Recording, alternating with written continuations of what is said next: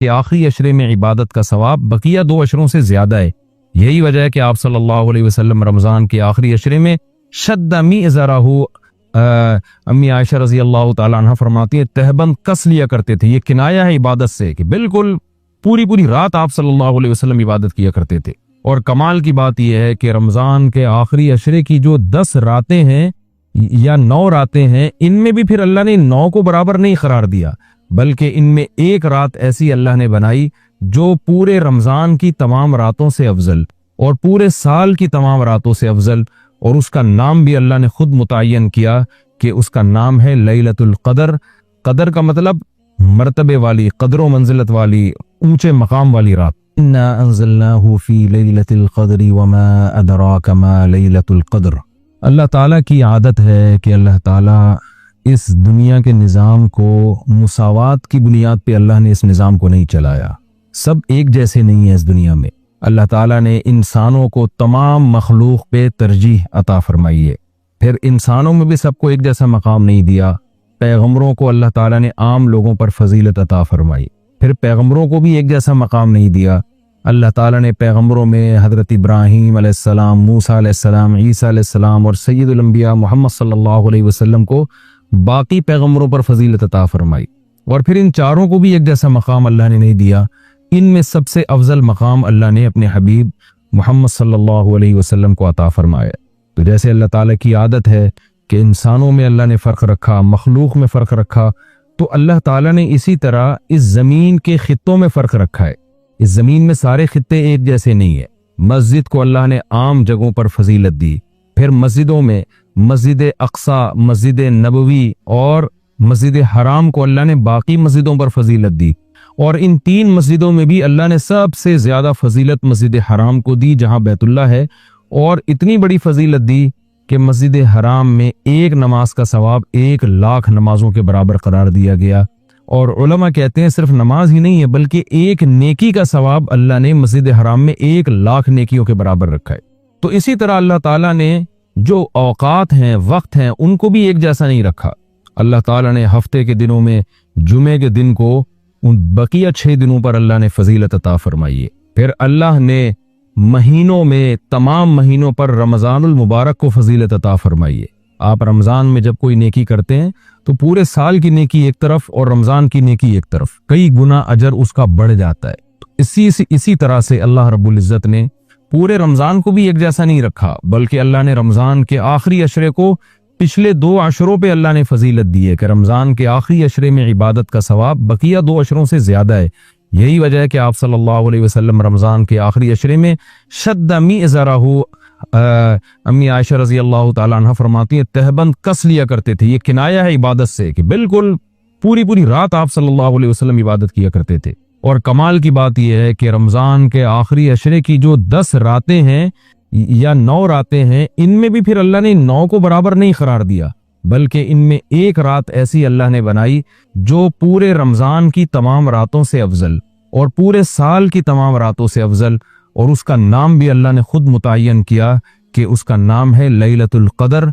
क़द्र का मतलब मर्तबे वाली, क़द्र व मंजिलत वाली, ऊंचे मकाम वाली रात। तो ये अल्लाह की आदत है कि जैसे आप देखते हैं कि मुख्तलिफ किस्म की कंपनियां मुख्तलिफ पैकेजेस निकालती हैं अपनी प्रोडक्ट को सेल करने के लिए, लोगों को फायदा पहुंचाने के लिए, खुद पैसे कमाने के लिए। अल्लाह को हमारी जरूरत नहीं है हमारी इबादत की। अल्लाह को इस बात की जरूरत नहीं है कि हम उसकी इबादत करें तो उसको कोई फायदा होगा, लेकिन अल्लाह हमें फायदा पहुंचाने के लिए, हमें इबादत की तरफ लाने के लिए, हमारी तरबियत के लिए कि ये किसी तरह किसी बहाने आ जाएं। जैसे देखें मार्केटों में सेल लगती है ना, चीजें सस्ती हो जाती हैं, कंपनी का तो उसमें अपना मफाद होता है, तो गरीब से गरीब आदमी भी उस सेल की वजह से सस्ते में वो चीजें खरीदना शुरू कर देते हैं। तो अल्लाह ताला का तो कोई मफाद नहीं है हमसे, लेकिन अल्लाह हमें फायदा पहुंचाने के लिए मुख्तलिफ किस्म के पैकेज देते हैं। क्या और रमजान का एक पैकेज है जिसमें गुनाहगारों को तौबा की तौफीक मिलती है। पूरे साल कुछ नहीं किया तो कुछ रमजान में कर लो, पूरे साल मस्जिद में इबादत की तौफीक नहीं मिली तो चलो उम्रा की आज तुम्हें तौफीक मिली, मस्जिद हराम में इबादत कर लो, यहाँ तो मैं 1 पर 1 लाख तुम्हें दूंगा।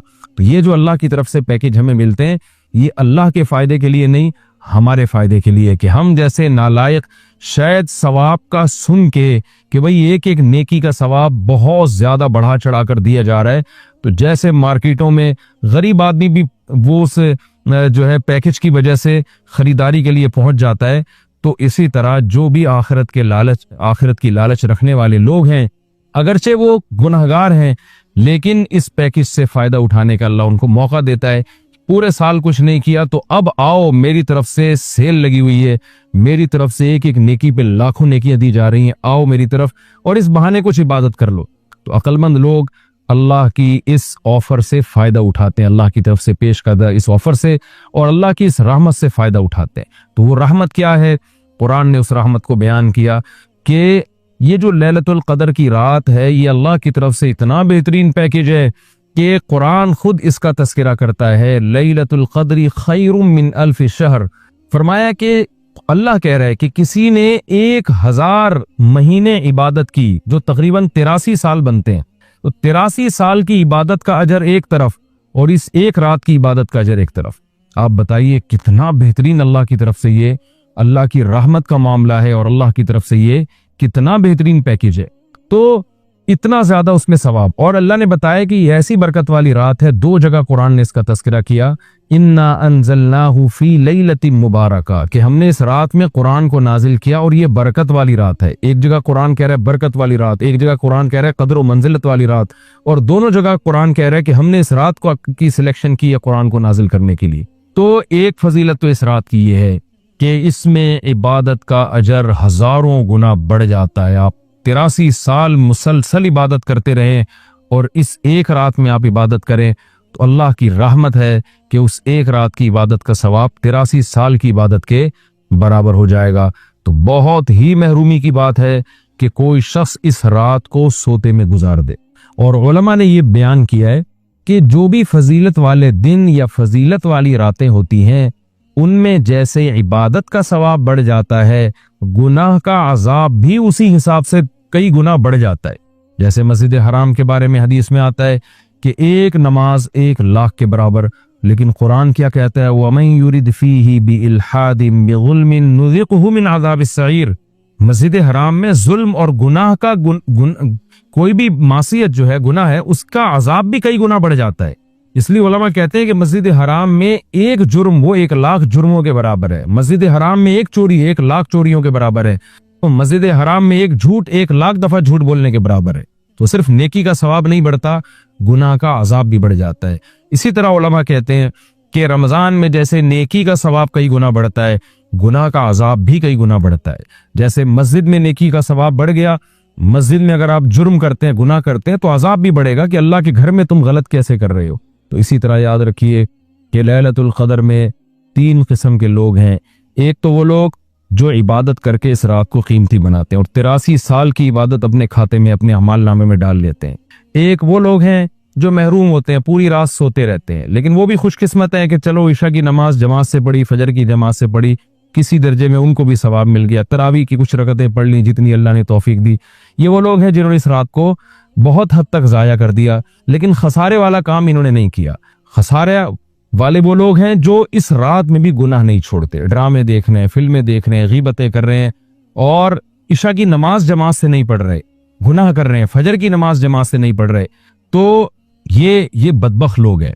तो खूब याद रखिए कि लैलतुल कदर में जैसे इबादत का सवाब बढ़ता है, ऐसे ही गुनाह का अजाब भी कई गुना ज्यादा बढ़ जाता है। और यही हिकमत है, उलमा बयान करते हैं कि रसूलुल्लाह सल्लल्लाहु अलैहि वसल्लम ने हमें यकीनी तौर पर लैलतुल कदर की रात मुतय्यन करके नहीं बताई। आपने ये फरमाया कि ताक रातों में तलाश करो, आखिरी अशरे में तलाश करो। वो रात स्पेसिफिक मुतय्यन नहीं की। उसमें यही हिकमत उलमा बयान करते हैं कि अगर वो रात मुतय्यन कर दी जाती और फिर इसमें उस रात में कोई पूरी रात सो के जाया करता तो अल्लाह की उस पर हुज्जत ताम हो जाती। अल्लाह कहते तुझे तो पता था कि आज लैलतुल कदर की रात है, तूने आज गुनाह कैसे किया, तूने इस रात को जाया कैसे किया, तो और ज्यादा अजाब आ सकता था। ऐसा ना होता कि दुनिया में ही अजाब आ जाता। तो इसलिए अल्लाह ने उसको मख्फी कर दिया कि थोड़ा सा कंफ्यूजन में डाल दिया कि ताकि उसमें अगर कोई उस रात को जाया करता है तो उसको यकीनी तौर पर अफसोस ना हो कि हो सकता है वो ये सोचे शायद आज की रात ना हो, बल्कि हो सकता है कल या परसों की रात लैलतुल कदर हो जाए। एक हिकमत तो उलमा ये बयान करते हैं। दूसरी हिकमत ये बयान करते हैं कि अगर लैलतुल क़द्र की रात मुतय्यन कर दी जाती और उस रात इत्तेफाक से कोई सोता रह जाता, बीमारी की वजह से इबादत ना कर पाता, तो फिर वो बकिया रातों में बिल्कुल भी इबादत ना करता। वो कहता लैलतुल क़द्र तो गुजर गई, अब मैं रात जाग के क्या करूंगा, असल जो अल्लाह की तरफ से रहमत वाला मामला था वो तो मैंने ज़ाया कर दिया। तो अल्लाह ने इस उम्मत पर एहसान किया कि बता दिया भाई आखिरी अशरा है और ताक रातों में इम्कान ज्यादा है, ताकि कोई 21वीं रात को इबादत ना कर सके तो उसको ये ख्याल ना हो कि भाई अब लैलतुल क़द्र का चांस ही खत्म हो गया, भाई हो सकता है 22वीं हो सकता है 23वीं हो। तो इस लालच में, इस उम्मीद में वो 10 की 10 रातें इबादत करेगा। और तीसरी हिकमत उलमा ने यह बयान की है कि लैलतुल क़द्र की रात को 100% मुतय्यन करके नहीं बताया गया ताकि लोग इस बहाने ज्यादा इबादत करें और जो तलबगार हैं उन्हीं को मिले। अब जो आखिरी 10 अशरे में यकीनी तौर पर पूरी इबादत करेगा उसके लिए तो लैलतुल क़द्र यकीनी है। जो आखिरी अशरे में कुछ रातें जागेगा, कुछ रातें नहीं जागेगा, तो उसके बारे में इम्कान है कि शायद लैलतुल क़द्र इससे फौत हो गई हो। हाँ, ताक रातों में जो इबादत करेगा, तमाम ताक रातों में 21वीं में, 23 में, 25 में, 26वीं, 27वीं रात, 29वीं रात, तो उसके बारे में भी इम्कान है कि वो लैलतुल क़द्र को पा लेगा। तो अल्लाह ताला ये चाहते हैं कि जो पूरे आखिरी अशरे में तमाम ताक रातों में खास तौर पर इबादत करें उनको लैलतुल क़द्र मिले। तो अगर अल्लाह रात मुतय्यन कर देते तो फिर तो हर आदमी उस लैलतुल क़द्र में जाग लेता, लेकिन अल्लाह ने निज़ाम ऐसा बनाया कि भाई जो तलब करेगा और तमाम रातें जागेगा उसको तो यकीनी तौर पर लैलतुल क़द्र मिलेगी, और जो तमाम रातों में इबादत का एहतमाम नहीं करेगा तो उसके लिए मामला मशकूक है, इम्कान है कि मिल जाए, इम्कान ये भी है कि ना मिले। तो इसलिए भी उलमा कहते हैं कि लैलतुल क़द्र की यकीनी तौर पर तायीन नहीं की गई। बहरहाल बहुत कसरत से इस बारे में रिवायात हैं जिनमें आता है कि रमज़ान के आखिरी अशरे में और रमज़ान की ताक रातों में खास तौर पर आप सल्लल्लाहु अलैहि वसल्लम ने फरमाया कि लैलतुल क़द्र को तलाश करो। तो हमें लैलतुल क़द्र में करना क्या है? इसमें कुछ बिदअतें भी फैली हुई हैं, जत्थे बना के मस्जिदों में जाना और इज्तिमाई इबादतें करना, ये तमाम चीज़ें असलाफ से साबित नहीं है। वइन्ना लनअलमु अन्न मिनकुम मुकज़्ज़िबीन वइन्नहु लहसरतुन अलल काफिरीन वइन्नहु लहक़्क़ुल यक़ीनी फसब्बिह बिस्मि रब्बिकल अज़ीम। अल्लाह ताला ने इन आयात में फरमाया कि ये कुरान क़यामत के दिन हसरत और अफसोस का सबब बनेगा उन लोगों के लिए जो इसको मानते नहीं हैं, यानी इस पर अमल नहीं करते, क्योंकि जो मानते हैं वो तो अमल करेंगे लाजमी। इस पर मैं कई बार बात कर चुका हूँ, कई हफ्तों इस पर बयान चला है कि आज दुनिया में अल्लाह के कवानीन की वैल्यू नहीं है। इंसान ने इसी दुनिया को सब कुछ समझ लिया है और इसी की कामयाबी को कामयाबी और इसी की नाकामी को नाकामी। एक बात खूब अच्छी तरह समझ लें, मुमकिन है आप में से किसी के जहन में ये इश्काल आए, ये इश्काल पैदा हो कि आपने उलमा से सुना होगा, मैं भी बहुत दफ़ा ये मजमून बता चुका हूँ कि इस्लाम हमें तरक्की का हुक्म देता है। अल-मुमिनुल क़विय्यु अहब्बु इनल्लाहि मिनल मुमिनिज़ ज़ईफ़। ताकतवर मोमिन अल्लाह को कमज़ोर से ज़्यादा महबूब है। ताकत में माली ताकत भी है, जिस्मानी ताकत भी है, साइंस टेक्नोलॉजी की ताकत भी है, इकोनॉमिकली भी आपको मजबूत होना चाहिए। हर लिहाज से ताकतवर अल्लाह को ज्यादा महबूब है। अल्लाह को ताकतवर मोमिन क्यों ज्यादा महबूब है? उसकी वजह यह है कि जब मुसलमान ताकतवर होगा तो कौमें बनती हैं अफराद से। जब अफराद पावरफुल होंगे तो कौम क्या होगी? बोल लो ना भाई, कौम पावरफुल होगी। अब जब मुस्लिम कौम पावरफुल होगी तो असल में इस्लाम पावरफुल होगा। समझते हैं कि नहीं समझते? कौन पावरफुल होगा? इस्लाम। अब यहाँ एक सवाल पैदा होता है, एक तरफ तो इस्लाम ये कहता है दुनिया मुसाफिर खाना है, असल आखिरत है, व इन्ना दारल आखिरता लहियल हयावान, आखिरत की जिंदगी ही असल जिंदगी है। ये कौन कह रहा है भाई? ये इस्लाम कह रहा है। तो कुरान मजीद में अल्लाह ताला का इरशाद है व इन्नहु लहसरतुन अलल काफिरीन। हाँ, मैं ये बात कर रहा था कि एक इश्काल पैदा होता है कि जब ये इस्लाम कहता है दुनिया मुसाफिर खाना है तो फिर ये भी कहता है कि ताकतवर मोमिन अल्लाह को कमजोर मोमिन से ज्यादा महबूब है। अब ताकत में इस्लाम ये चाहता है कि आप पावरफुल, तो हर लिहाज से पावर होती है ना, एजुकेशन की पावर हो, रियासत की पावर हो, हर लिहाज से पावर। आपकी फौज पावरफुल हो सकती है जब तक असलहा बनाना ना जानती हो, चलाना ना जानती हो, तो ये तो सारे दुनिया के उलूम है। तो सवाल पैदा होता है जब ये मुसाफिर खाना है तो क्या करना है पावर लेके भाई? यानी रिजल्ट और नतीजा तो यही निकलेगा ना जो गोरे का निकला है। गोरा भी साइंस में तरक्की कर रहा है, मजहब भी आपको तरक्की का कहता है, तो दोनों का हदफ तो एक हो गया ना। तो फिर इस्लाम में और कुफर में फर्क क्या रह गया? समझ में आ रही है कि नहीं आ रही? इसकी मिसाल ऐसे जैसे लोग कहते हैं कि भाई असल इस्लाम को तो गोरा फॉलो कर रहा है, वो तरक्की कर रहे हैं। जब इस्लाम दुनिया में आया तो मुसलमान साइंसदानों ने तरक्की करना शुरू की ना, इंसानियत ने तरक्की करना शुरू की।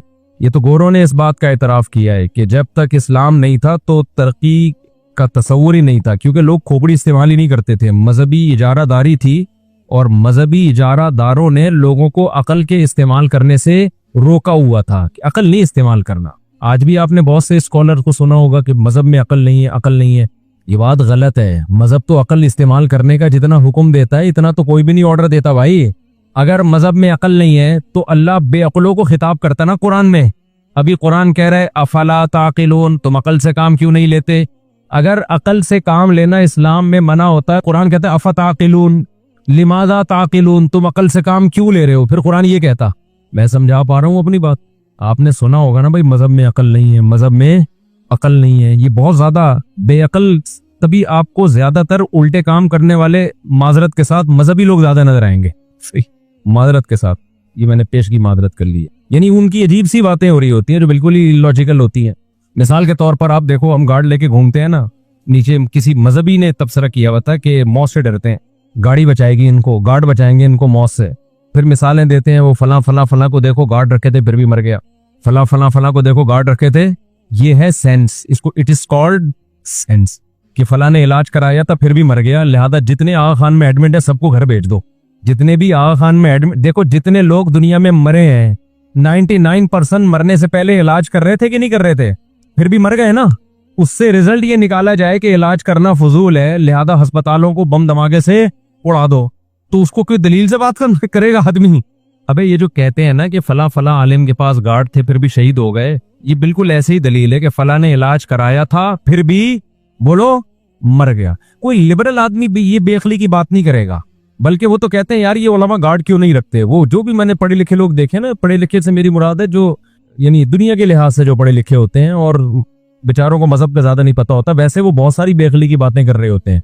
लेकिन असबाब की दुनिया में असबाब की वैल्यू क्या है, असबाब इख्तियार करना कितना जरूरी है, इसकी हकीकत वो जानते हैं। इतने बेअकल नहीं होते कि जी वो दुकान को ताला न लगाओ और अल्लाह पे एतमाद और तवक्कुल करो, इलाज ना करो और अल्लाह पे एतमाद और तवक्कुल करो। ये आपको ज्यादातर फॉल्ट नजर आएगा मजहबी लोगों में कि असबाब इख्तियार ना करो, और हिफाजत के असबाब तो सवाल ही पैदा नहीं होता इख्तियार करना, ये तो बिल्कुल गलत है। कोई तलाशी नहीं होनी चाहिए, कहीं बम नजर आ रहा है शबे बारात का पटाखा समझ के गले लगाओ उसको। तो हर फील्ड में ऐसा ही है। अभी वो ये आए हुए ना माशाल्लाह पाकिस्तान नेवी से कुछ कैडेट मिलने के लिए आए हुए, तो ये पूछ रहे थे मुसलमानों का जवाल क्यों है। एक सवाल उन्होंने पूछा कि हम इतना पीछे क्यों हैं, तो हम पीछे इसलिए हैं कि हम असबाब इख्तियार ही नहीं करते ना तरक्की के। खिलाफत उस्मानिया के खात्मे की एक बहुत बड़ी वजह ये थी कि हम इस घुमंड में आ गए थे कि हमारी इतने मुल्कों पे हमारी रियासत है, हमारी हुकूमत है, हमें कोई कुछ भी नहीं कह सकता। यूरोप तरक्की कर रहा था उस वक्त, हमने असबाब इख्तियार करना छोड़ दिए। खिलाफत उस्मानिया में जब कोई मुकद्दस इमारत तामीर होती थी तो पहले कई बार वजीफे पढ़े जाते थे वहां बैठ के कि इतनी दफा खत्म होगा कुरान का, इतनी दफा फला का खत्म होगा, उसके बाद ये काम होगा। यूरोप कहता था जितनी दफा में तुम खत्म करोगे ना मैं 10 इमारतें ऐसी बना लूंगा। वो काम को फोकस कर रहे थे, हम इस्तिखारों को और वजीफों को ज्यादा फोकस कर। आज भी इस्तिखारे और वजीफों में ज्यादा टाइम लगता है, दुआएं मांगने की तौफीक नहीं मिलती। खैर, तो चाय पी लूं फिर सेटिंग पे आऊंगा मैं, जल्दी भेजो, जल्दी मैं इंतजार कर रहा हूँ चाय का कि तुम सेटिंग पे आ जाऊंगा इंशाल्लाह। तो अब मसला ये है कि जितने भी इलॉजिकल काम है ना वो हमारा मजहबी तबकों में उसका रेशो थोड़ा सा ज्यादा है। वो ये समझते हैं कि अकल इस्तेमाल ही नहीं करनी चाहिए। अल्लाह रसूल सल्लल्लाहु अलैहि वसल्लम कुरान में जगह जगह इन्न फी ज़ालिका लआयातिल लिउलिल अलबाब, इसमें निशानियां हैं अक्लमंदों के लिए। अल्लाह को तो काफिर पर एतराज ही यही होता है कि कमबख्त तू पूरी अकल क्यों इस्तेमाल नहीं कर रहा, आधी क्यों इस्तेमाल कर रहा है, थोड़ी और ज्यादा इस्तेमाल कर रहा। हमने उसका नतीजा ने ये निकाला कि जितनी इस्तेमाल होनी चाहिए थी उतनी भी यानी काफिर जितनी अकल इस्तेमाल कर रहे हैं ना इस कायनात को गौर व फिक्र करने में, इतनी का तो अल्लाह ने हमें ऑर्डर दिया है। अल्लाह उससे कह रहे हैं कि जितनी इस्तेमाल होनी चाहिए उतनी तुम नहीं कर रहे। इस पे कुरान कह रहा है अफला ताकिलून, तुम अकल से काम क्यों नहीं लेते। और हम क्या कर रहे हैं, जितनी काफिर ने इस्तेमाल की है उतनी भी नहीं कर रहे। यानी काफिर कितनी इस्तेमाल कर रहा है, काफिर इस कायनात को मुसख्खर कर रहा है, इसके बारे में गौर कर रहा है, क्रिएटर तक नहीं पहुंच पा रहा। वो उल्टी सीधी तावीलात करके कि ये इवॉल्व हुआ है, खुद ब खुद वजूद में आई है, ये सारी चीजें, नाक बन गई, कान बन गया, दिमाग बन गया, जिगर बन गया, ये सब ऑटोमेटिकली धमाके से सब कुछ, पूरा अरबों खरबों सितारे सैयारे, इतनी बड़ी कायनात और इतना सब कुछ, ये क्या हो गया, खुद ब खुद, बनाने वाला नहीं है। और अगर काफिर बनाने वाले को मानता है तो आगे गौर नहीं करता कि बनाने वाला हमसे चाहता क्या है, यहाँ आके रुक जाता है। और हम पहले स्टेप पे ही रुक गए, हमने कहा खोपड़ी इस्तेमाल करनी नहीं है।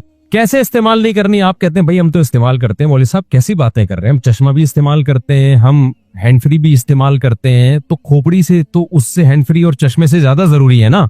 जब हमें नजर नहीं आ रहा होता, जिसकी नजर कमजोर है, चश्मा इस्तेमाल करता है कि नहीं करता, क्या ख्याल है, ये अल्लाह पे तवक्कुल करता है कि जी नजर खुद ब खुद आ जाएगा, तो चश्मा लगाएगा तो नजर आएगा, वरना नजर। हमारे एक उस्ताद का चश्मा गुम गया, मिल नहीं रहा था क्योंकि बगैर चश्मे के तलाश कर रहे थे। काफी देर से उन्होंने कहा मुझे नजर कैसे आएगा, मेरे तो चश्मा ही तो गुम है जिससे मैं देखता, तो चश्मा कैसे देखूं मैं। तो हैंड फ्री इस्तेमाल करते हैं जब आवाज कानों में हम चाहते हैं कि बस मैं ही सुनूं, कोई और ना सुने। जब बेगम का मैसेज आता है ना, इंसान अपने दोस्तों से इसलिए छुपाता है, उसको पता होता है कि ये ऐसी चीज है जो सिर्फ मैं अकेला ही अफोर्ड कर सकता हूँ, किसी और को अपने साथ शरीक किया तो बेइज्जती होगी, और ये बेइज्जती फिर ज्यादा फील होगी। वो मैंने बात बताई थी ना कि बाज़ दफा टेम्परेचर 25 होता है, फील कितना होता है 27। तो किसी ने बताया, लोगों को ये बात समझ में नहीं आती कि है 25, फील 27 हो रहा है। तो उसने कहा आपकी बेइज्जती हो रही हो, वो बेइज्जती जितनी हो रही है, अगर कोई दोस्त आ जाए ना तो जितनी बेइज्जती है उसका लेवल तो उतना ही है, फीलिंग क्या हो जाती है, बढ़ जाती है। तो बेगम जब आपकी बेइज्जती कर रही होती है तो जितनी बेइज्जती कर रही होती है उतनी होती है वो। लेकिन आपका कोई दोस्त उस मौके पे आ जाए तो बेइज्जती का लेवल तनासुब वही होता है, उसको फील करने का जो तनासुब है वो बढ़ जाता है। अच्छा, तो ये खूब अच्छी तरह समझ लें कि ये बात गलत है कि इस्लाम में अकल नहीं है, अकल इस्तेमाल करने से इस्लाम रोक देता है। इस्लाम वहां अकल इस्तेमाल करने से रोक देता है जहां अकल इस्तेमाल करने का फायदा ही नहीं है। बास चीजें ऐसी होती हैं जो आपकी अकल से बालातर होती हैं, वहां खोपड़ी लगाओगे हासिल कुछ भी नहीं होगा, कुछ है आपकी दस्तरस से ही बालातर है।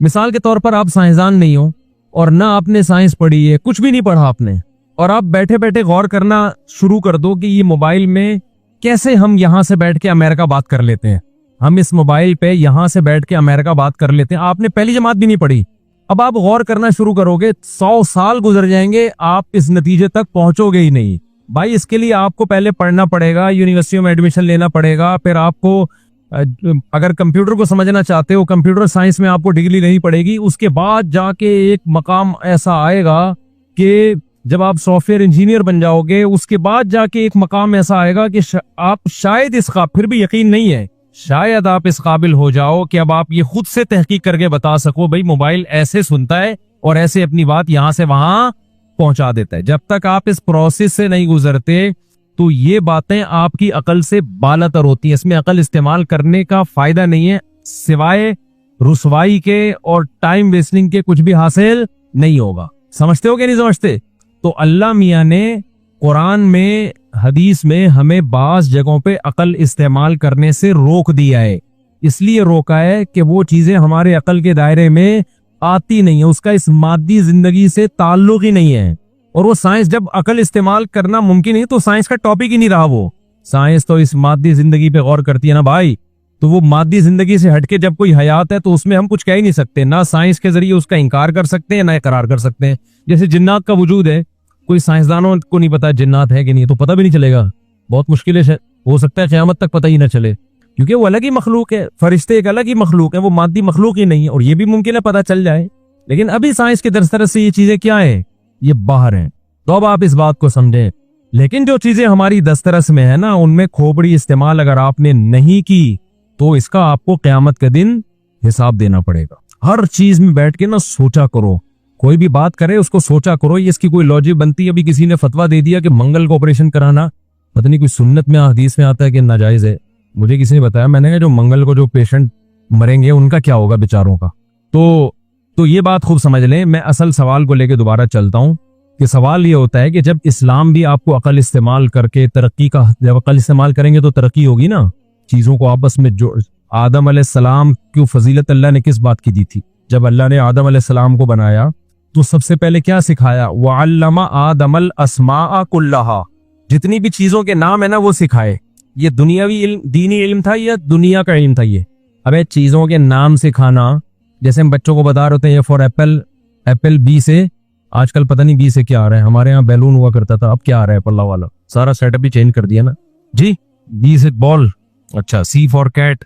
तो हम नाम सिखा रहे होते हैं ना बच्चों को, तो ये दुनिया का इल्म है या ये दीन का इल्म है या दुनिया का इल्म है? ये दुनिया का इल्म है ना, ये सोसाइटी में सरवाइव करने के लिए जरूरी है। नमाज में ए फॉर एप्पल, बी या अलिफ से आना, अल्लाह और बी से बिस्मिल्लाह आएगा क्या? अब तो अल्लाह बिस्मिल्लाह सिखा रहे हैं, मुझे नहीं पता, लेकिन अलिफ से कुछ भी आप लगा दें तो नमाज से इसका कोई ताल्लुक है? कोई ताल्लुक नहीं। रोजे से इसका कोई ताल्लुक है? कोई ताल्लुक नहीं। तो अल्लाह आदम अलैहिस्सलाम को सबसे पहले चीजों की क्या सिखा रहा है? बोलो, नाम सिखा रहा है। फिर कुरान कहता है कि अल्लमाहुल बयान, हमने इंसान को बयान सिखाया। बयान का क्या मतलब है? अल्लाह ने जानवर में ये सलाहियत नहीं रखी है कि वो अपनी बात को एक्सप्लेन कर सके। जानवर की कोई खास जबान नहीं होती। बकरियां पूरी दुनिया में मैं ही करती हैं। आप अमेरिका की बकरी ले आए, पाकिस्तान की बकरी ले आए, दोनों क्या करेंगी? बोलो ना, मैं करेंगी। ये नहीं है कि वहां की इंग्लिश में मैं करेंगी, यहाँ की उर्दू में मैं करेंगी। उसको जो बात समझानी होगी मैं से ज्यादा नहीं वो समझा सकता। गधा जापान में भी ढीचू ढीचू ही करता है, हैरत की बात है, हालांकि वहां तो चिंग पोंग करना चाहिए था उसको। और गधा पाकिस्तान में भी क्या करता है?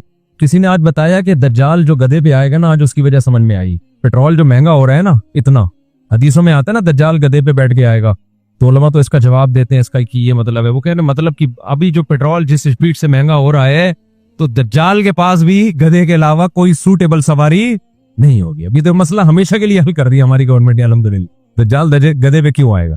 लोग कह रहे थे, सोचते थे ना कि इतना टेक्नोलॉजी का जमाना होगा तो दज्जाल गधे पे क्यों आएगा? तो पेट्रोल जिस हिसाब से महंगा हो रहा है ना, दज्जाल पाकिस्तान में कम से कम किस पे आएगा? गधे पे ही आएगा, बज़ाहिर ऐसा लगता है। तो अब देखो क्या बात कर रहा था मैं, ये जो गधे की बात कहां से आई ना। हाँ, पूरी दुनिया में जानवरों की बोली एक ही होती है, वो वजाहत नहीं कर सकते। 2-4 बातें जानवर बता सकता है। भूख लग रही है उसके लिए भी ढींचू ढींचू, गधे पे लोड ज्यादा हो गया उसके लिए भी क्या है? ढींचू ढींचू। हमारा स्टाइल अलग है, हमें भूख लग रही है चीखेंगे थोड़ा सा, अगर लोड ज्यादा डाल दिया ना गालियों पे आ जाएंगे हम, वो अलग ढींचू ढींचू स्टाइल है हमारा। क्या ख्याल है? कैसे इंसान को अल्लाह ने बोलना सिखाया है। अब मुझे एक बात बताओ, स्पीकिंग पावर जो हर इंसान के पास है, फिर खतीबों में ज्यादा होती है, उलमा में थोड़ी और ज्यादा होती है, बाज दफा गॉड गिफ्टेड भी कुछ सलाहियतें होती हैं। अल्लाह ताला लोगों को कुछ को ऐसा अल्लाह ने बनाया होता है वो ज्यादा अच्छा बोल सकते हैं। लेकिन इतनी बात तो है कि नॉर्मल दर्जे का इंसान भी जानवर की निस्बत अपनी बात को बहुत ही बेहतरीन अंदाज से बयान कर सकता है। ये जो स्पीकिंग पावर, जो एक्सप्लेन करने की पावर अल्लाह ने इंसान को दी है, ये दुनियावी इल्म है या ये दीनी इल्म है या दुनियावी इल्म है? लोग मुख्तलिफ जबानें सीख रहे होते हैं, ये जबानें यूनिवर्सिटियों में पढ़ाई जाती है ना, तो कम्युनिकेशन के लिए आपके अंदर जो स्किल्स पैदा होती हैं उनमें सबसे पहली स्किल क्या है? बोलना आना चाहिए आपको। तो ये तो खालिसतन दुनिया का इल्म है।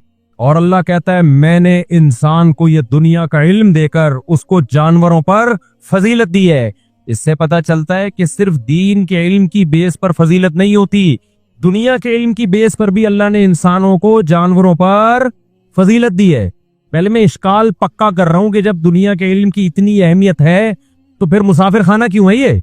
ये समझाना चाह रहा हूं मैं कि करें क्या जब इतनी सारी। इसकी मिसाल ऐसे है जैसे आप कहो कि यार ये बस का सफर है, लटक के चले जाओ तो भी ठीक है, आगे अड्डे पे उतर जाना है, सीट मिल जाए तो भी है, लेकिन आप उसको समझा रहे हो कि इस सफर को अच्छे से अच्छा बनाओ, तो वो कहेगा एक तरफ तो आप तसल्लियां दे रहे हो कि लटक के चले जाओ तो भी ठीक है, बैठने की जगह मिल जाए तो भी ठीक है, लेटने की जगह मिल जाए तो भी ठीक है, जगह ना मिले पाँव रखने की जगह मिल जाए तो भी क्या है, मुसाफिर खाना है, दिल लगाने की जगह नहीं है। दूसरी तरफ आप कह रहे हो सफर अच्छे से अच्छा होना चाहिए।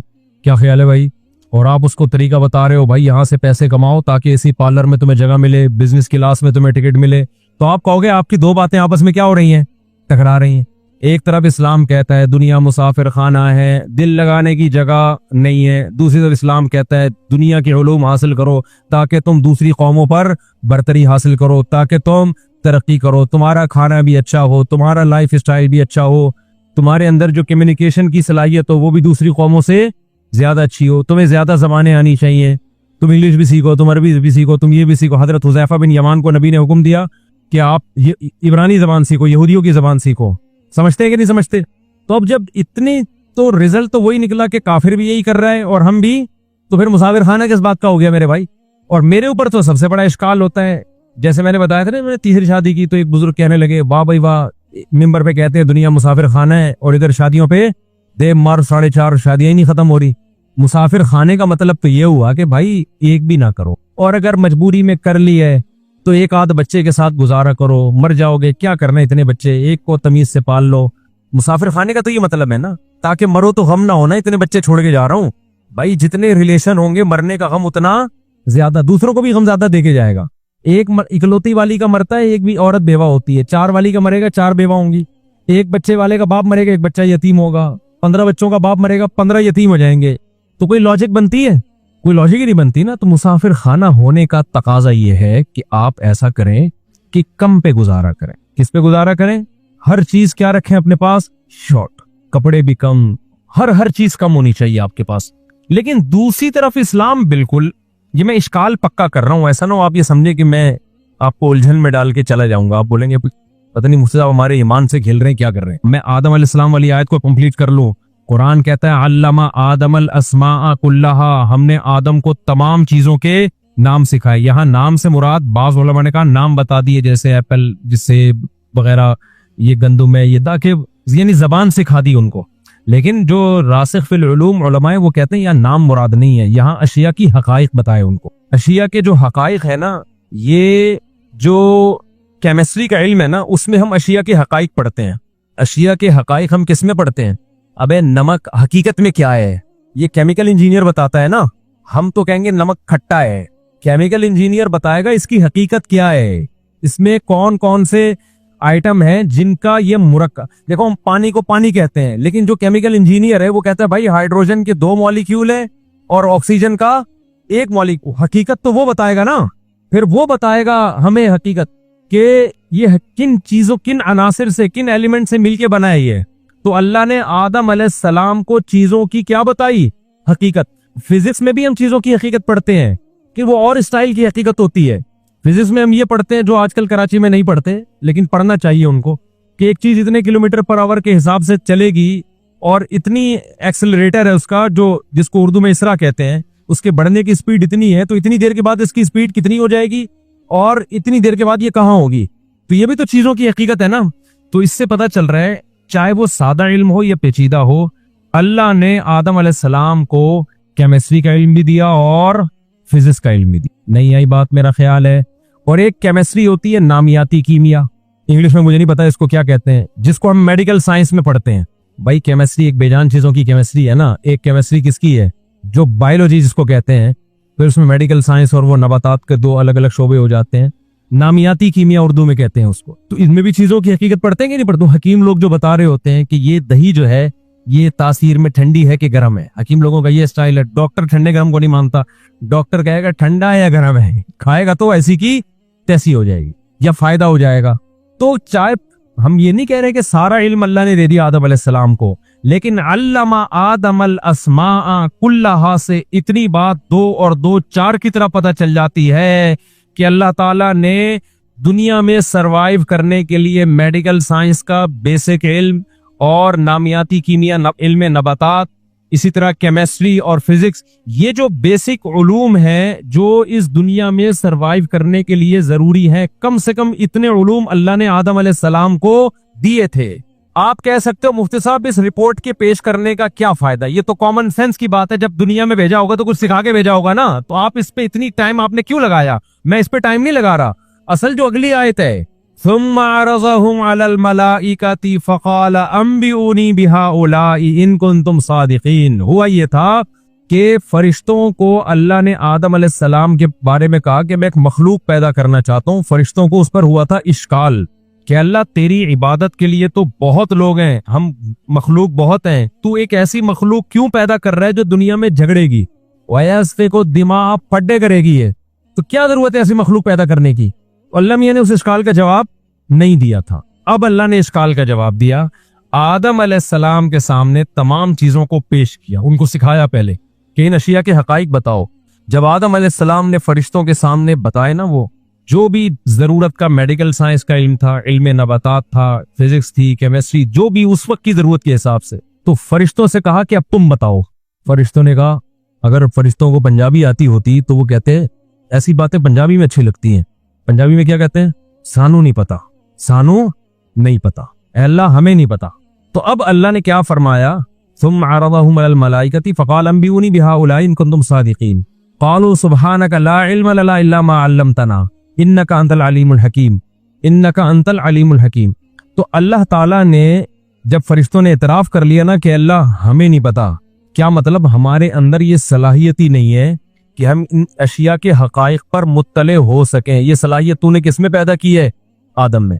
भाई फरिश्ते ये कह सकते थे कि अल्लाह तूने आदम को भी तो तूने ही सिखाया है, तो अब तू आदम की हम पे बरतरी कैसे साबित कर रहा है, तूने हमें नहीं सिखाया, उनको सिखा दिया। लेकिन फरिश्तों ने क्या कहा, अल्लाह जो तूने हमारे अंदर सलाहियत रखी है ना, बस हमें वही पता है, उससे ज्यादा हमें नहीं पता। तो अल्लाह ताला ने आदम अलैहिस्सलाम की फरिश्तों पे जो फजीलत साबित की, वो फजीलत केमिस्ट्री का इल्म भी था, उसमें फिजिक्स का इल्म भी था, मेडिकल साइंस का इल्म भी था, इल्म नबातात भी था, जो भी इल्म दुनिया के इल्म के जितने जरूरी शोबे हैं जो आज चल रहे हैं, जिनमें आज बहुत तरक्की हो चुकी है, वो तमाम चीजें अल्लाह ने आदम को सिखाई। और आदम अलैहिस्सलाम की फजीलत को किस पे साबित किया, जरा ठंडा सा पानी भी दे दे जरा, खानदानी किस्म का। और आदम अलैहिस्सलाम की फजीलत को अल्लाह ने किस पे साबित किया भाई, फरिश्तों पे साबित किया। इससे मेरा इश्काल और मजबूत हो रहा है। फरिश्ते कह सकते थे, ए अल्लाह तो इस आदम पे वही करेगा कि ये दुनिया मुसाफिर खाना है, तो इनको केमिस्ट्री सिखाने की क्या जरूरत है, इनको फिजिक्स सिखाने की बोल लो ना भाई क्या जरूरत है, इनको मेडिकल साइंस की शुद्ध की क्या जरूरत है, इनको इल्म नबातात सिखाने की क्या जरूरत कि टमाटर ऐसे उगता है। टमाटर तो अंग्रेज ने इजाद किया, टमाटर पहले था ही नहीं, आपको पता है, गलती से टमाटर, आदम अलैहिस्सलाम के दौर में टमाटर नहीं था। टमाटर जो है ना, बैंगन के साथ कुछ क्रॉस वो किया है, कुछ करके टमाटर का पौधा उगा है। तो खा ले, मैं मना नहीं कर रहा कि अंग्रेज के दौर में उगा है, लेकिन वैसे ही जनरल नॉलेज के लिए, टमाटर कदीम फल नहीं है, ये बहुत ही बात किया जाता है, हमारे बहुत खिलाफ थे टमाटर के। ये जो छिलका और बीज है ना, बहुत प्लास्टिक की तरह सख्त होता है, इसलिए बहुत खिलाफ थे। यदि अंग्रेज जाते जाते हिंदुस्तान में ना टमाटर पैदा करके चला गया कि इसका छिलका और बीज तुम्हारे फंसता रहेगा जाके। यार ठंडा पानी, तो गर्मी देख रहे हो कैसी हो रही है। तो अल्लाह ताला ने फजीलत साबित की, किसकी, आदम की, फरिश्तों की आदम पर। इससे ये इश्काल और मजबूत हो जाता है कि भाई दीन दुनिया के इल्म की तो बड़ी फजीलत है अल्लाह की नजर में। आदम को अशरफ बनाया जा रहा है और फरिश्तों पे बरतरी सिखाई जा रही है, किस बेस पे कि तुम्हें नहीं पता, इनको पता है। अब आदम अलैहिस्सलाम की औलाद में मुसलमान भी हैं और काफिर भी हैं। अब आप मुझे बताओ, ये जो उलूम आदम के ट्रांसफर हुए हैं, जो लिए, आजकल मुसलमानों के पास ज्यादा है, काफिरों के पास ज्यादा है, वो तो उधर चले गए ना। हम तो रोना ये रो रहे हैं कि आने किधर को चाहिए थे, हमें अफसोस इस पर हो रहा है कि आने किधर को चाहिए थे, इधर को चाहिए थे। चाय पी के ठीक शुरू हो जाएगी बात, लेकिन चले कहाँ गए ये वहां चले गए। तो खूब अच्छी तरह समझ ले, एक बहुत बड़ा फर्क है इस्लाम में और कुफर में, बहुत बड़ा फर्क है। अब इसको रख दे, बाद में पी लूंगा यार, अभी क्या बयान के भी इतना भी नहीं है, चर्च थोड़ी है कोई, ये 8:15 बजे है ना नमाज, तो उस पर पी लूंगा। अब खूब समझ लें, ये जो अल्लाह ने बरतरी और फजीलत साबित की है, एक टेक्निकल पॉइंट, एक टेक्निकल गलती है जो काफिर से हो रही है। इस्लाम ने हमें जो हुक्म दिया है ना तरक्की का, वो इस तरक्की का हुक्म दिया है जिससे, इस तरक्की की वजह से अल्लाह के चाहने वालों का दुनिया पे गलबा हो, और जिसके नतीजे में अल्लाह के कानून का गलबा हो। क्योंकि कमजोर और जो इकोनॉमिकली कमजोर हो, हर मैदान में कमजोर हो, नजरिया दुनिया में उसका नहीं चलता। ये दुनिया डंडे को मानती है, डंडे को। पावरफुल को लोग फॉलो करते हैं, कमजोरों को कोई भी फॉलो। आप मुझे बात बताओ, आप बेरोजगार हो, एक ढेला जेब में नहीं है आपके, कभी वसीम भाई से आपने कर्जा लिया हुआ है, कभी सलीम भाई से कर्जा लिया हुआ है, कभी आपने गफ्फार भाई से कर्जा लिया हुआ है, एक चाय की प्याली आपके पास अपने पैसों की नहीं। उसके बाद फिर आप जाते हो वसीम भाई जिनका 1 लाख कर्जा पी के बैठे हुए हो, गफ्फार के जिनके 2 लाख रुपए खा के बैठे हुए हो, उनके घर जाके आप कह रहे हो, मैंने सुना तू सिनेमा घर में फिल्में देखने जाता है, तुझे शर्म नहीं आती है, बुरे काम कर रहा है तू। तो वो सुनेगा आपकी नसीहत, कहेगा तुझे जब भीख मांगते हुए शर्म नहीं आती, तुमने फिल्म देखने में शर्म, अपने खर्चे पे देख रहा हूँ ना फिल्म, तू तो हज भी अपने खर्चे पे नहीं करके आया, भीख लेकर गया मुझसे, उम्रा भी भीख लेके करता है। मैं समझा पा रहा हूँ अपनी बात।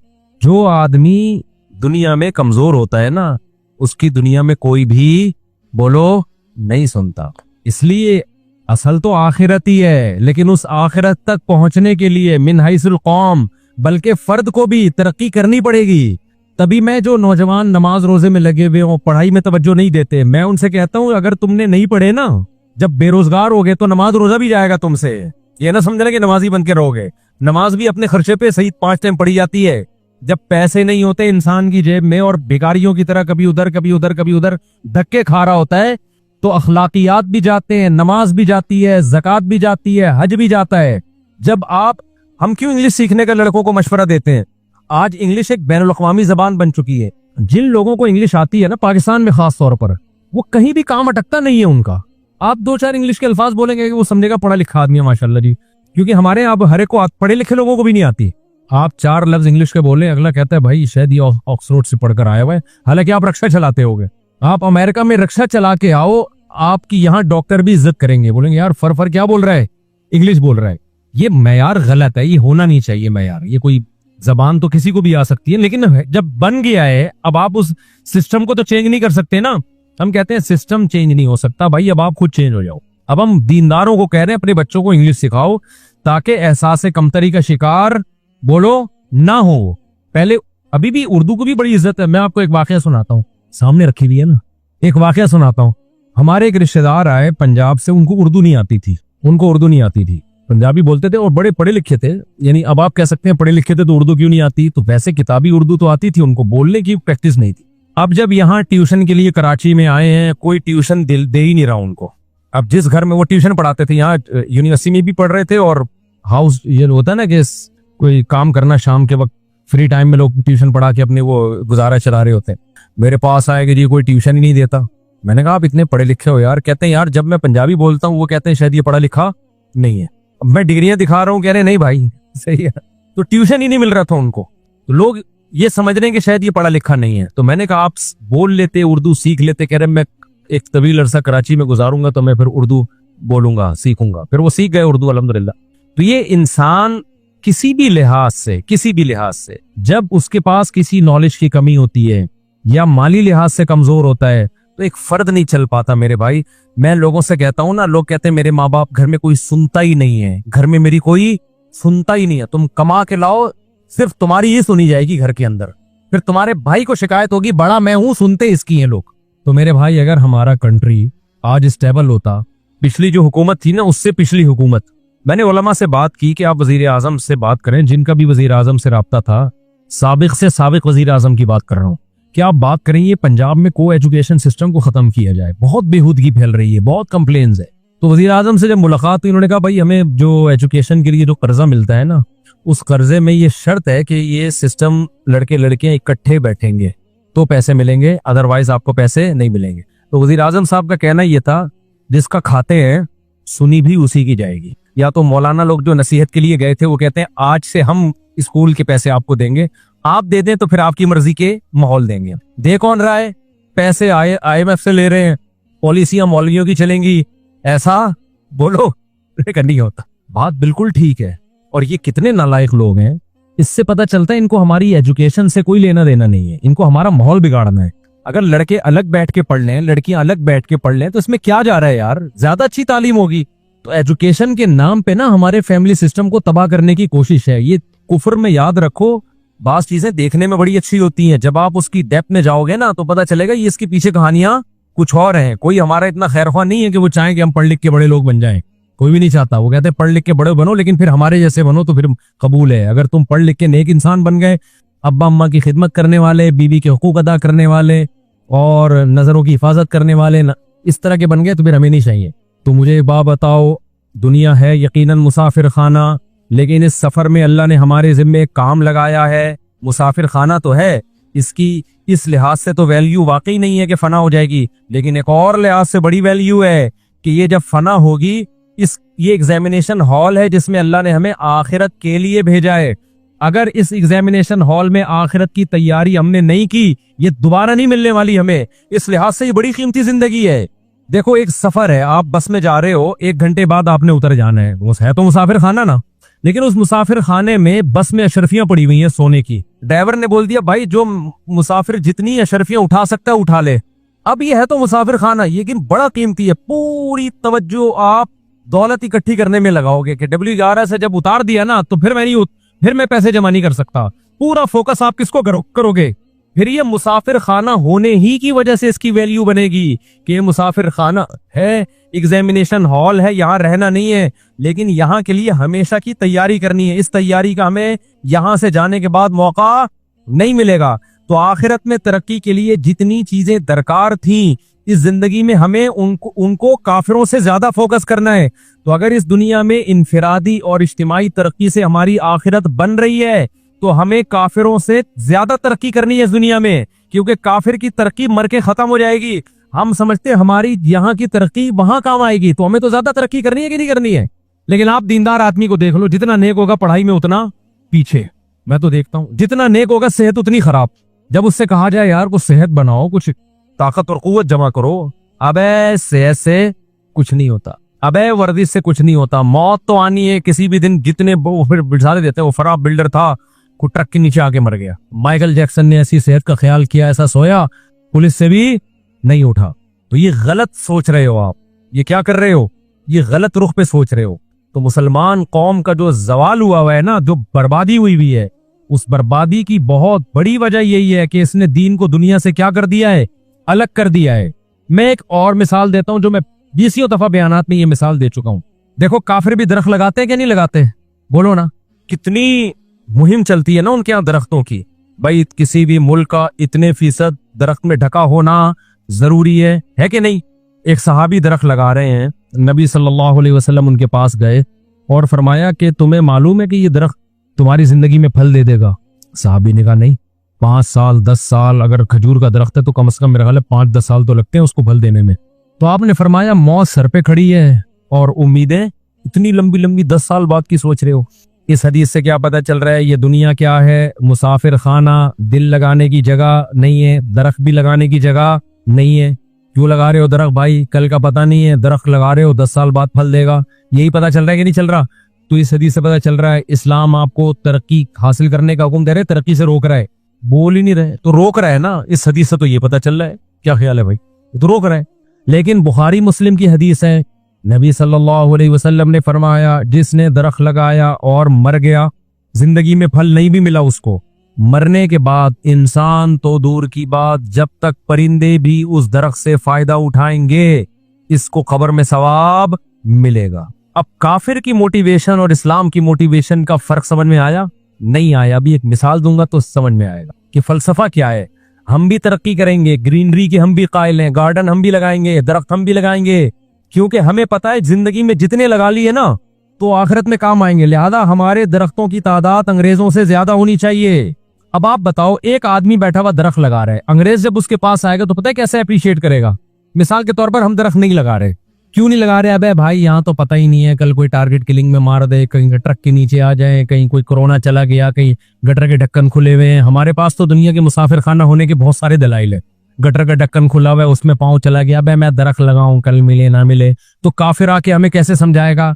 नहीं देखो तुम जिंदा रहोगे, तुम गलत मत सोचो, यही कहेगा ना काफिर, मोटिवेट करेगा। नहीं नहीं, तुम ये क्यों सोच रहे हो कि मैं गटर में गिरूंगा, तुम ये क्यों सोच रहे हो सकता है अगली हुकूमत बहुत अच्छी आ जाए, वो सारे गटरों के ढक्कन लगा दे, हो सकता है ये वाली हुकूमत तौबा करके इस्लाम कबूल कर ले, यानी सच्ची इस्लाम तो अभी भी है लेकिन और ज्यादा उस दीन पर आ जाए। समझ में आ रही है बात? तो इस तरह से हमें मोटिवेट, तुम गलत क्यों सोच रहे हो, कम से कम मुझे तो मोटिवेशन नहीं मिलेगी। मैं कहूंगा मुझे नहीं लगता भाई ये हुकूमत जो है ये तौबा करके 4 महीने भी लगा के ये इंसान की बच्ची बन जाए, क्योंकि कितने साल हो गए अब तक नहीं बने। तो रिपोर्ट तो यही है कि बज़ाहिर कोई इम्कान है नहीं। अल्लाह करे, अल्लाह के यहाँ खजानों में कोई कमी नहीं है, लेकिन मुझे तो इससे मोटिवेशन नहीं मिलेगी। फिर वो कहेगा तुम ये क्यों सोच रहे हो, ट्रक के नीचे आगे मर सकते हो, देखो दरख्त लगाओ, तुम इंशाल्लाह इसका फल खाओगे। मैं बेवकूफ हूंगा तो उसकी बातों में आ जाऊंगा। हालांकि फल हमारे यहाँ तो बहुत सारे इम्कान है ना, दरख्त लगा भी लिया तो लगाएगा कोई और, खाएगा ये भी तो खतरा है, आपको कोई चढ़ ही ना दे, ज्यादा अच्छा निकला तो कोई सरकारी एहलकार आके दरख्ती कब्जे में कर लेगा वो।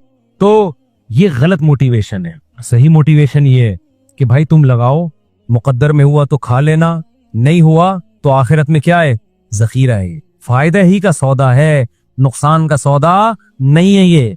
क्योंकि हम दुनिया में तरक्की कर किसके लिए रहे हैं, आखिरत के लिए कर रहे हैं, दुनिया के लिए कर ही नहीं रहे हैं। हम यहाँ सेहत जो बनाते हैं, तो मैंने क्या करना है सेहत का। एक बॉडी बिल्डर था, एक दिन जिम खाना छोड़ दिया उसने, बहुत पुराना वाकया। मैंने कहा क्यों छोड़ दे, कह रहे कीड़ों नहीं तो खाना है जिस्म, कीड़ों नहीं तो खाना है, इतना बना के करना क्या है। मैंने कहा इससे ये तो साबित होता है कि इतना ना बनाओ जितना बिल्डर बना रहे होते हैं, वो किसी काम का नहीं है, वो कीड़ों का पेट भरने के अलावा कुछ भी हासिल नहीं होगा। लेकिन इतना बना लो कि अच्छी जिंदगी गुजार सको, बीमारियों से आपकी जान छुड़ जाए। मैं भी इसका ख्याल नहीं, जो कट्टे लासानी के तैयार हो रहे हैं ना जिम खानों में, एक फार्म हाउस में जो आपने देखा होगा ना, कुर्बानी के कट्टे तैयार हो रहे हैं बकरीद के, तो जिम में भी बाज लोग ऐसे लगता है कि कुर्बानी के लिए तैयार हो रहे हैं बाकायदा, इतने मोटे मोटे लंबे लंबे हो जाते हैं अजीब से। वो सेहत नहीं है भाई, सेहत की ये डेफिनेशन नहीं है कि आपके स्पीड ब्रेकर बने हुए हो यहाँ बड़े बड़े, होता है ना बिल्डर को यूं स्पीड ब्रेकर, वो कोई ना खूबसूरत बॉडी है और ना कोई वो सेहत का उससे ताल्लुक है, बल्कि मर जाते हैं बहुत से। नॉर्मल रहो, भागो दौड़ो, बस खुश हो खुर्रम रहो, ये सही है। तो खैर, तो अल्लाह ने हमें तरक्की का हुक्म दिया, किसके लिए, आखिरत के लिए। अब एक इंतहाई अहम बात, अब सवाल पैदा होता है, फिर नमाज छोड़ दे क्या, ज़कात देना छोड़ दें, हज करना छोड़ दे? ना ना ना ना, जिसके लिए आप तरक्की कर रहे हो ना, उससे जब तक आपका रिलेशन मजबूत नहीं होगा, आप उसके लिए करोगे ही नहीं तरक्की, इसमें दुनिया शामिल हो जाएगी। अगर आपका अल्लाह से ताल्लुक कमजोर है ना, अल्लाह से ताल्लुक कमजोर है, तो जब इंसान के पास तरक्की होती है, पैसा आता है, तो बजाय आखिरत का सोचने के वो दुनिया का गुलाम बन जाता है। तभी हदीस में आता है ज्यादातर मालदार लोग जहन्नम में जाएंगे, हालांकि उनके पास आखिरत बनाने के असबाब दूसरों से ज्यादा थे। ये ऐसे जिसके पास डॉक्टर ज्यादा वो बीमार हो। वजह क्या है, डॉक्टर होने की वजह से बदपरहेजी ज्यादा कर रहा होता है कि दवा खा लूंगा मैं। आज बहुत से लोग बदपरहेजी करते हैं ना कि यार कारमीना है या फला दवा है तो हम बदपरहेजी कर लेते हैं, ये खा लेंगे। तो जिसके पास खाने का ऑप्शन नहीं होता बदपरहेजी नहीं करता वो। तो हदीस में आता मालदार लोग जहन्नम में ज्यादा जाएंगे। क्यों जाएंगे जहन्नम में ज्यादा? वजह उसकी यही है कि जब पैसा आता है, नॉलेज आती है, पिछली कौमें जो तबाह बर्बाद हुई हैं साइंसी उलूम की बेस पे हुई हैं। कुरान कहता है वफरिहू बिमा इंदहुम मिनल इल्म, अल्लाह ने उनको जो दुनिया का इल्म दिया था ना, उस इल्म की बेस पे उन्होंने तकब्बुर करना शुरू कर दिया और पैगंबरों का मजाक उड़ाना शुरू कर दिया कि हमारे पास तो नॉलेज है, हम पहाड़ों को तराश के बंगले बना सकते हैं, हम ये कर सकते हैं, ये कर सकते हैं, ये कर सकते हैं, पैगंबर तो ये सब कुछ नहीं कर सकते। तो इस इल्म की वजह से तकब्बुर में गए। जो इल्म उनको अल्लाह के करीब करता, उसी इल्म ने उनको अल्लाह से दूर कर दिया। वजह क्या थी? नमाज नहीं पढ़ते थे, हज नहीं करते थे, अल्लाह नहीं करते थे, अल्लाह का जिक्र नहीं करते थे। तो जब इंसान के पास नॉलेज हो, इल्म हो, इबादत ना हो, अल्लाह अल्लाह करने का जज्बा ना हो, नमाज ना पढ़ता हो, अल्लाह का नाम ना लेता हो, तो फिर तो मेरे भाई वो बम बन जाता है, वो तो शैतान से भी आगे निकल जाता है। समझते हो कि नहीं समझते? तो इबादत की हमारे हजरत तो यहां तक फरमाया करते थे कि जिनके पास दीन का इल्म भी है ना, उनको भी इबादत आम लोगों से ज्यादा करनी चाहिए। जहां इल्म आता है, चाहे दीन हो या दुनिया, अगर अल्लाह से ताल्लुक मजबूत नहीं होगा तो ये इल्म तबाही बर्बादी की तरफ लेके जाएगा आपको। मेरी 4-5 दिन पहले हजरत अक़दस हजरत मुफ्ती तकी उस्मानी साहब से मुलाकात हुई। हजरत से टाइम मांगा, हजरत अल्लाह हजरत को जज़ाए खैर दे, बहुत ही शफकत के साथ टाइम दिया। मैं तो उनकी तवाज़ो पे हैरान हो गया। तो बड़ी तसल्ली से हजरत ने टाइम दिया ना, और इतनी तवाज़ो, इतने बड़े आलिम हैं। अगर वो अपने आप को कैश कराना चाहते ना, दुनिया में बहुत कुछ करा सकते थे। वो अगर नया फिरका बनाना चाहते ना, ये छोटे मोटे जितने नई नई फिरकियां आ रही है ना, आज नए नए स्कॉलर्स आ रहे हैं जो सबसे हटा के कहते हैं हमारे गुलाम बन के रहो, और फिर कुछ लोगों को इर्द इकट्ठे कर लेते हैं। इनके पास नॉलेज नहीं है। हजरत मुफ्ती तकी उस्मानी साहब के पास जो नॉलेज है ना, अगर वो नया फिरका बनाते और लोगों को अपनी जात की तरफ लेकर आते, वो एक बहुत बड़ी ऑर्गेनाइजेशन बन चुके होते, अब तक एक बहुत बड़ा फिरका बन चुके होते। कैसी तवाज़ो, ऐसी तवाज़ो। हम तो पहले भी उनसे, हमारी ज्यादा उनसे पहले मुलाकातें होती थी। जामे तो रशीद के उलमा जब जाते थे ना मजलिस तहकीक में, मजलिस तहकीक होती है, जो उलमा की कोई नया मसला आता है तो उलमा का पैनल बैठता है, उस पर डिबेट होती है, तहकीक होती है। उसमें हमें हजरत को देखने का मौका मिला था। हम तो सारे जूनियर, मैं तो हजरत मुफ्ती तकी उस्मानी साहब के शागिर्दों का शागिर्द हूँ, यानी उनसे बराह रास्त थोड़ी पढ़ा है, उनके शागिर्दों से हमने पढ़ा है। तो हम तो उनके बिल्कुल बच्चे हो गए ना, बच्चों के बच्चे। हमने वहां जाके देखा, जब हम तहकीक के लिए बैठते थे ना, वहां दारुल उलूम कुरंगी में बड़े बड़े उलमा बैठते थे, उनमें सबसे ज्यादा सीनियर हजरत मुफ्ती तकी उस्मानी साहब, सबसे ज्यादा इल्म, अहलुल्लाह की सोहबत, इबादत में, हर चीज में ये वो दौर था जब वो इस्लामी मुल्कों के जो उलमा की एक कमेटी थी ना, मजमाउल फिक़िल इस्लामी, जिसमें सऊदिया के भी उलमा थे, मक्का मदीना के भी बड़े बड़े मुफ्तियान किराम, उनके रईस हजरत मुफ्ती तकी उस्मानी साहब थे। मक्का के मुफ्ती वो हजरत मुफ्ती तकी उस्मानी साहब की निगरानी में थे। वो अरब लोगों में तासुब बहुत है, असबियत बहुत है, वो अजमियों को मानते नहीं है, लेकिन अरब उनके इल्म के ऐसे कायल हुए कि अगर मैं यूं कहूं, ना चाहते हुए भी उनको अपना अमीर बनाया है। तो शायद ये जुमला गलत नहीं होगा, किसी अरबी भाई को तकलीफ हो तो पेश की माजरत। अरब में बड़ी असबियत, वो अजमियों को नहीं मानते बिल्कुल। वो कहते हैं क्या ये अजमी अजमी, हालांकि इमाम बुखारी अजमी थे, ठीक है ना, तीनों अइम्मा अजमी हैं, सिर्फ इमाम शाफी अरबी थे, इमाम अहमद बिन हम्बल जिनको अरब फॉलो करते हैं वो भी अजमी थे। तो अजमियों ने इल्म में बहुत, मैं मानता हूँ अरब भी बहुत हैं, लेकिन ये कहना कि अजमियों के पास इल्म ही नहीं है और अजमियों को क्या पता, ये तो मुहद्दिसीन 99% तो अजमी है, फुकहा 99% तो अजमी है। और जिहाद के मैदान में भी आप अगर 3री सदी हिजरी के बाद देखते हैं तो अरबों का बड़ा किरदार है जब शुरू के दौर में। उसके बाद तो फिर अजमियों ने बहुत जिहाद किया है, अरबों ने भी किया है, लेकिन आप खिलाफत उस्मानिया किसने कायम की थी? तो अजमी थे वो। तो हिंदुस्तान में जो 1000 साल मुसलमानों की हुकूमत रही है किसकी थी? तो बाज अरबों में ना बड़ा तासुब है। मैं नहीं कह रहा सब अरबों में, वहां के जो उलमा सलाह है उनमें नहीं है अल्हम्दुलिल्लाह, लेकिन बहुत ज्यादा उन लोगों में वो अजमियों को नहीं मानते। वो कहते हैं ये क्या है, कब्र परस्त कहते हैं।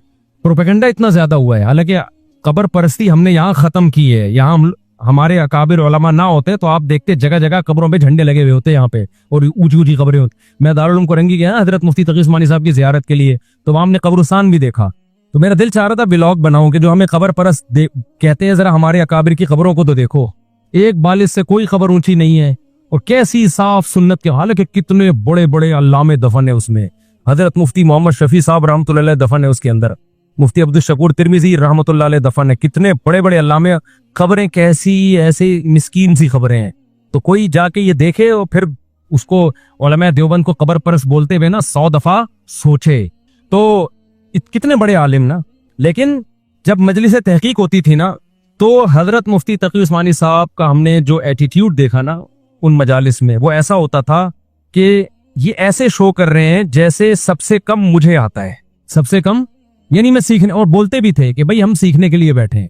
इल्म के साथ अगर अल्लाह की मोहब्बत होगी ना दिल में, अल्लाह का खौफ, तो फिर आलिम ऐसा होता है।